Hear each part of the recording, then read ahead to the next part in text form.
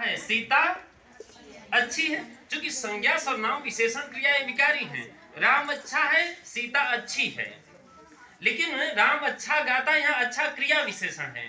अब क्रिया विशेषण है तो वो अपरिवर्तनशील है, फिर वो कोई भी स्थिति हो, जैसे राम श्याम और मोहन अच्छा गाते हैं, सीता अच्छा गाती है, राम अच्छा गाता है, कि वह अच्छा शब्द अगर क्रिया विशेषण बन गया उसमें किसी भी स्थिति में परिवर्तन नहीं होगा।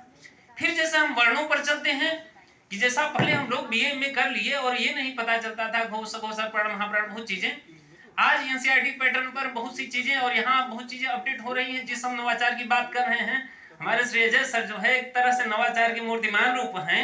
हम लोग खुद एनसीईआरटी से बहुत सी छोटी छोटी चीजें, यहाँ तक कि कई कार्यशालाएं होती थी, कई बार हम लोग अगर कुछ गलत भी प्रस्तुत कर रहे हैं तो सर यही उत्साहवर्धन कि नहीं इसने कुछ नया करने की कोशिश किया, इस तरह से उत्साहवर्धन जो है करते रहे। वहां ये नहीं कि वहां क्लोज हो, कुछ नई रास्ता जो है।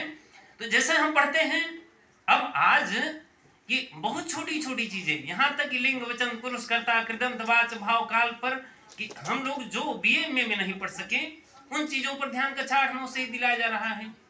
यहाँ तक कि जो व्याकरणिक चीजें विवाह संवार श्वास नाक घोष घोष प्राण महाप्राण उदात अनुदात स्वर, ये सारी चीजें। और फिर कि जो व्याकरण कई बार तो जैसा आप देखते हैं कि अगर काफी समय नहीं पढ़े हैं तो कई चीजें 6, 7, 8 तक में ऐसी आ गई हैं, 5 तक में ऐसी आ, उसके लिए हमें पुस्तक खोलना पड़ता है। और एक तरह से हमें इसके लिए भी सजग होना पड़ेगा।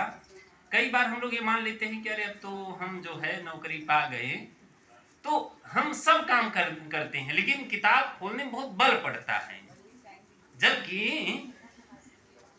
हम अन्य काम अवॉइड कर ले, लेकिन वह हमारे लिए सबसे महत्वपूर्ण काम है। फिर जैसे हम उसको पढ़ रहे हैं यहाँ कि बड़ा प्रैक्टिकली जो है कई जो है शिक्षकों ने बड़ा सुंदर यहाँ तक वर्ण उच्चारण साइन को लेकर के जो है कई कविताएं वगैरह कि खुद जब हम उस पर विचार करेंगे, जैसे हम 1 मिनट में अभ्यास कराते हैं, क्या देखिए एक कंठ से लेकर ओष्ठ तक कैसे वर्णों पर, जैसे मैं बोल रहा हूँ आप लोग उच्चारण करिए, बोलिए क क के बाद कौन सा वर्ग आता है? च वर्ग, च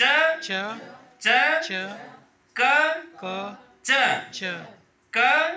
अब क में देखिए कंठ पर, च में जिह्वा का मध्य भाग तालु को टच करता है, च प्रयास करिए जिह्वा का मध्य भाग तालु को न स्पर्श करे, कहिए च, क्या हो पाएगा? नहीं होगा। फिर ट आप देखिए जिह्वा का अग्रभाग जहां टच करना वही मूर्धा है, इसलिए कठोर वर्ण जो कि पुरुषावृत्ति वगैरह आगे हम लोग पढ़ते हैं तो कठोर वर्ण वहां से उच्चारित होते हैं। अब आप मुख अवयव पर विचार करिए, जिह्वा की स्थिति पर विचार करिए, कहां बल लग रहा है वही उच्चारण स्थान होगा। कहीं क च क सभी लोग उच्चारण करें, क च ट, अंतर दिख रहा है ना। अब मूर्धा के बाद दांतों का क्रम आता है। अब देखिए जैसे कहे त प्रयास करें जिह्वा दांतों को न टच करे, कहिए त नहीं होगा। और जिह्वा इतनी तेज दांतों को टक्कर मारती है कि शायद दांत अगर कमजोर होते तो सारे दांत बाहर आ जाते, इतना तेज टक्कर मारती है। इसलिए शायद कि जिह्वा बार बार टक्कर, इसलिए शायद उसको कमजोर बना दिए। जैसे जो बहुत अटैक करता है तो उसको प्रकृति कमजोर बना देती है। जैसे आप देख लीजिए पाकिस्तान को देख लीजिए, अगर उसके पास रूस जैसी शक्ति होती तो क्या होता? क्या उच्चारण करिए इनको, बोलिए क च ट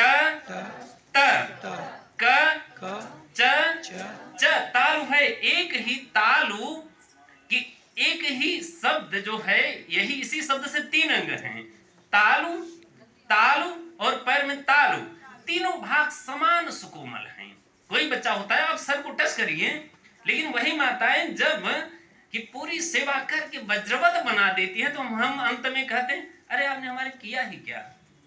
एक शब्द में उसको जब वज्रवत बना देती हैं हम एक शब्द में बोल देते हैं अरे आपने हमारे किया ही क्या।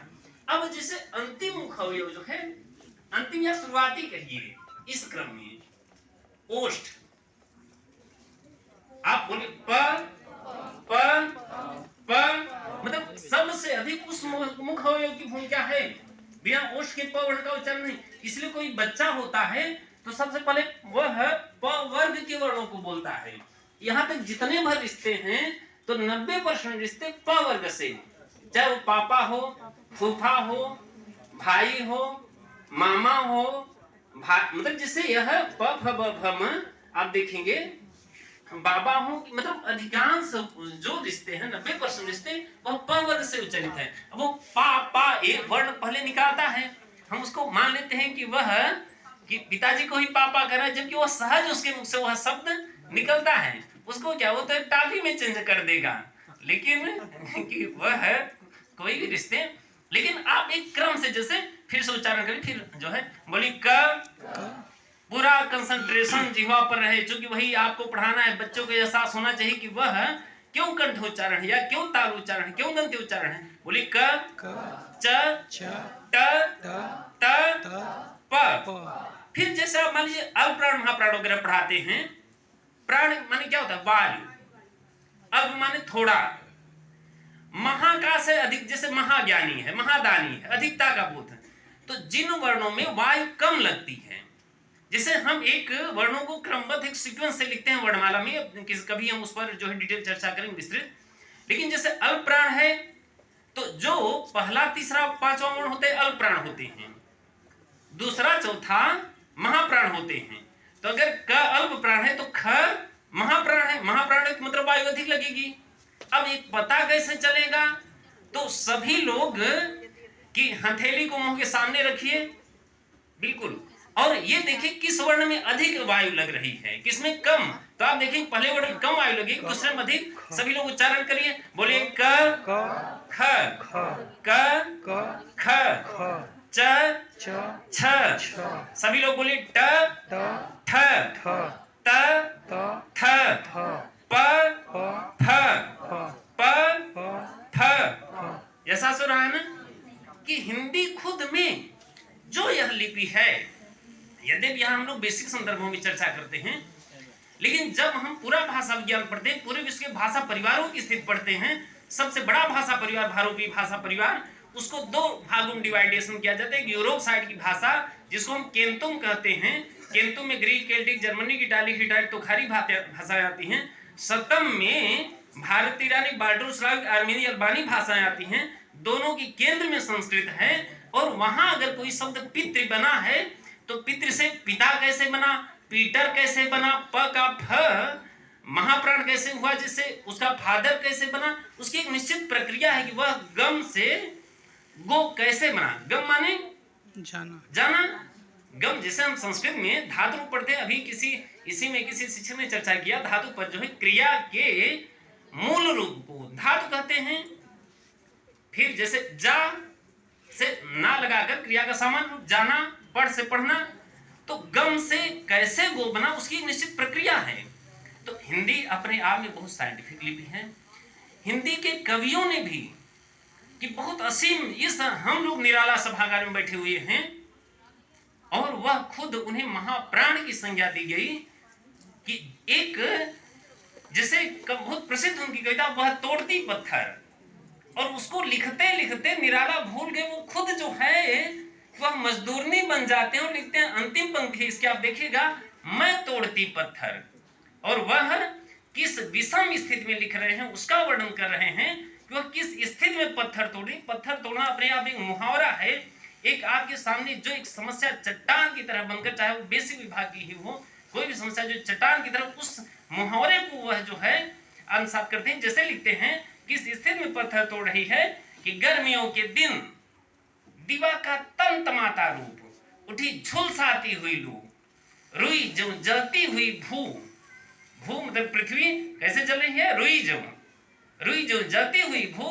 गर्द चिंगी छा गई प्राय हुई दोपहर, वह तोड़ती पत्थर।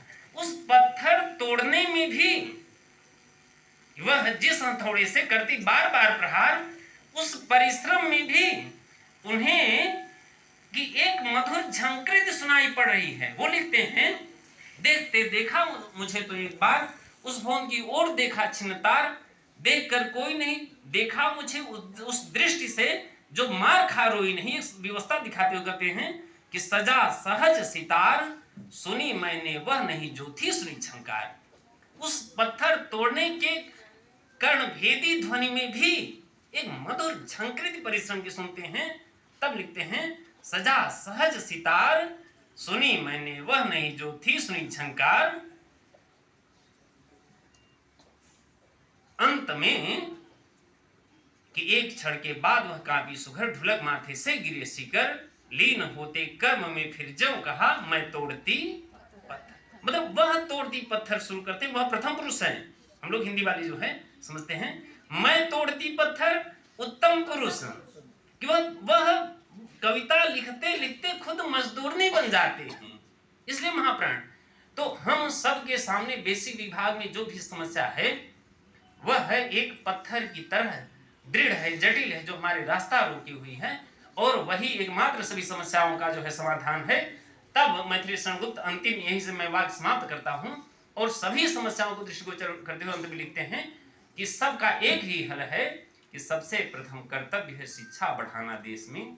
शिक्षा बिना ही पढ़